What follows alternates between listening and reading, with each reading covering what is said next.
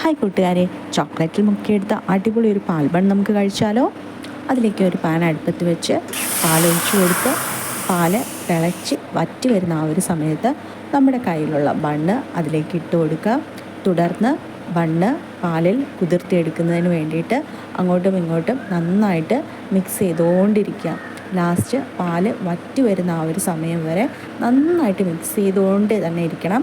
തുടർന്ന് കണ്ടില്ലേ, ലാസ്റ്റ് ഈ ഒരു പരുവ് എത്തുന്നത് വരെ നമുക്ക് അങ്ങോട്ടും ഇങ്ങോട്ടൊക്കെ ഇളക്കി ബണ്ണിൽ പാല് പറ്റി പിടിക്കുന്നവരെ മിക്സ് ചെയ്യാം. തുടർന്ന് ബണ്ണൊരു പാത്രത്തിലേക്ക് സെർവ് ചെയ്ത് നമ്മുടെ മെൽറ്റ് ചെയ്ത് വെച്ചിരിക്കുന്ന ഡാർക്ക് ചോക്ലേറ്റ് അതിലേക്ക് ഒഴിച്ചു കൊടുക്കുക. കണ്ടില്ല, അടിപൊളി ഒരു ഡിഷ് റെഡി ആയിട്ടുണ്ട്. നമുക്കിനി ഒട്ടും താമസിക്കാതെ ഇതങ്ങ് കഴിച്ചേക്കാം.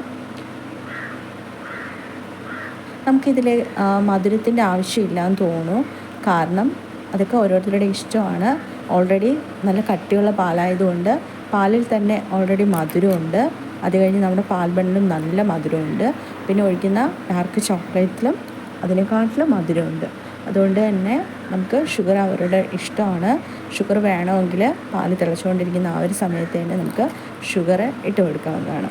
ഇത് കണ്ടില്ല, അടിപൊളി ഡിഷ് റെഡി ആയിട്ടുണ്ട്. എല്ലാവരും തയ്യാറാക്കും.